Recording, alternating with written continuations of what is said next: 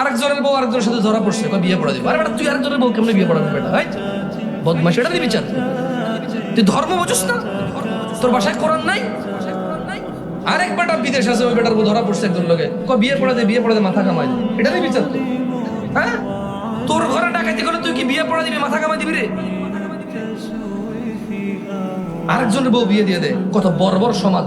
একটা মানুষ নেই প্রতিবাদ করে, এটা আবার ভিডিও করে ইন্টারনেটে ছাড়ে, আবার বলে যে একবার ঠিক বিচার হয়েছে নাকি বিয়ে পড়াই দেবো। আরে বেটা, হেতে যা করার জন্য, এই জায়গায় জেনা করার জন্য উঠছো, তুই বিয়ে করা দিলে তো তার আকাঙ্ক্ষা আরো পূরণই করলি।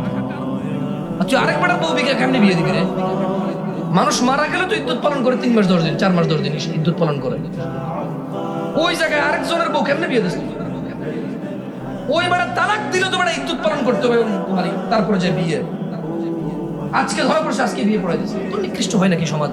একটা দেশের মানুষ এত আবর্জনা কিভাবে, এত আবর্জনা কিভাবে?